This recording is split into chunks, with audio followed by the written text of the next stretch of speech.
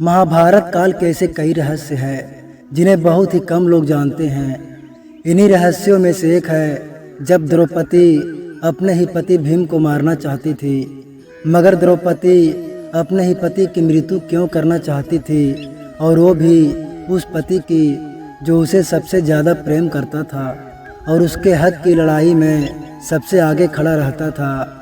दरअसल पांडवों की पत्नी द्रौपदी माँ काली का रूप थी। इस बात का ज्ञान अर्जुन को था, जिसके बाद एक दिन अर्जुन द्रौपदी के कक्ष में गए। आपको बता दें कि द्रौपदी के 5 पति होने के कारण सभी पांडवों ने ये तय किया था कि उनमें से कोई एक जब भी द्रौपदी के साथ समय बिताने जाएगा तो वे अपनी खड़ाऊ यानी जूता कक्ष के बाहर उतार देगा, ताकि अन्य पांडवों को ये पता हो सके कि कोई पहले से ही अंदर मौजूद है। लेकिन इस दौरान अर्जुन की बाहर रखी खड़ाऊ भीम ने देखी ही नहीं और वो झट से कक्ष के अंदर चला गया। अब जैसे ही भीम कक्ष के अंदर गया वैसे ही उसने देखा कि वहाँ पर अर्जुन पहले से ही मौजूद था और वो द्रौपदी के पांव दबा रहा था। ये दृश्य देखकर भीम आग बबूला हो गया और उसने अपने गद्दे से अर्जुन पर प्रहार कर दिया। कुछ शोर सुनाई देने पर युधिष्ठिर कक्ष में पहुंचते हैं और भीम से कहते हैं कि ये तुम क्या कर रहे हो, क्यों तुम अपने छोटे भाई को मार रहे हो। भीम युधिष्ठिर को बताते हैं कि उन्होंने अर्जुन पर इसलिए प्रहार किया क्योंकि वो द्रौपदी के पांव दबा रहे थे। उन्होंने आगे कहा कि क्या कोई पति अपनी पत्नी के पांव दबाता है। अब युधिष्ठिर को यह भी ज्ञात था कि द्रौपदी माँ काली का ही रूप है, इसलिए वह भीम को चुप कराते हुए कहते हैं कि ये अर्जुन और द्रौपदी का आपसी प्रेम है, किसी को भी इसके बीच में नहीं पड़ना चाहिए। बड़े भाई द्वारा ये बात सुनने के बाद भीम महल से ही बाहर चले जाते हैं, लेकिन भीम अभी भी इस बात से क्रोधित थे कि अर्जुन ने ऐसा क्यों किया।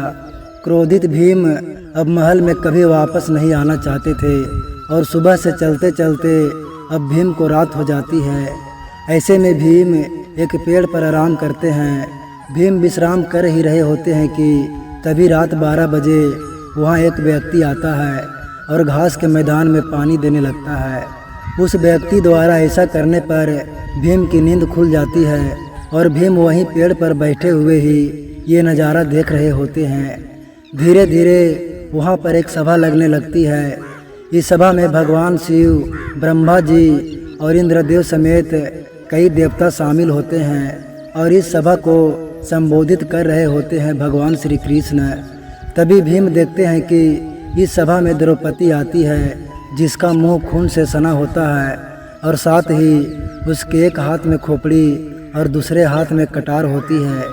द्रौपदी को बिना अपने पतियों को अकेले देख भीम और भी आग बबूला हो जाता है, लेकिन भीम वहीं रहकर ही ये सब दृश्य देख रहा होता है।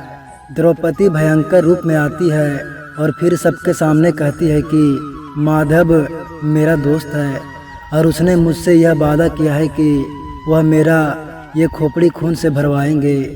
इसके बाद द्रौपदी कुछ ऐसा कहती है कि भीम उसे सुनकर दंग रह जाते हैं। द्रौपदी कहती है कि मैं चाहती हूँ कि मेरा आधा खोपड़ी भीम के रक्त से भरे और आधा कुरुवंश के रक्त से।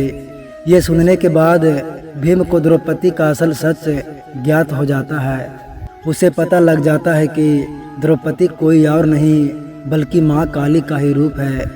द्रौपदी की ये बात सुनकर भीम काफ़ी डर जाता है और सभा खत्म होने के बाद वो डरते हुए श्री कृष्ण के पास जाता है और भीम उन्हें पूरी बात बताता है कि सभा में जो कुछ भी हुआ है वो सब देखा है और वो अपनी जान कैसे बचाए, इसका समाधान भगवान श्री कृष्ण से मांगता है। इस पर श्री कृष्ण भीम को बताते हैं कि द्रौपदी महाकाली का रूप है और उनका ये जन्म केवल खोपड़ी भरने के लिए ही हुआ है। जिसके बाद घबराकर भीम कहते हैं कि मगर द्रौपदी तो अपना आधा खोपड़ी मेरे ही रक्त से भरना चाहती है। जिसके बाद श्री कृष्ण भीम को इसका समाधान बताते हुए कहते हैं कि हे भीम, तुम चुपचाप अपने कक्ष में जाओ और भोजन मत करना, चाहे जो हो जाए। जब तक द्रौपदी तुम्हें भोजन के लिए मनाने न आए तब तक तुम अन्न को हाथ भी मत लगाना। श्री कृष्ण के ऐसा कहने पर भीम बिल्कुल वैसा ही करते हैं। जिसके बाद भीम को मनाने के लिए सभी पांडु पुत्र आते हैं और उसे खाना खाने को कहते हैं, लेकिन भीम नहीं उठते। जब काफ़ी देर तक भीम नहीं उठते तो द्रौपदी भीम को भोजन करने के लिए कहती है, जिस पर भीम द्रौपदी से कहते हैं कि वह केवल एक ही शर्त पर भोजन करेंगे। यदि द्रौपदी उनका मनचाहा वरदान उनको दे दे तो भीम द्वारा ऐसा कहने पर द्रौपदी राजी हो जाती है और भीम द्रौपदी से वरदान मांगते हैं कि हे द्रौपदी, पांडु की 5 संतानों को बख्श दो। इस पर द्रौपदी कहती है तथास्तु, और इस प्रकार भीम की जान बच जाती है।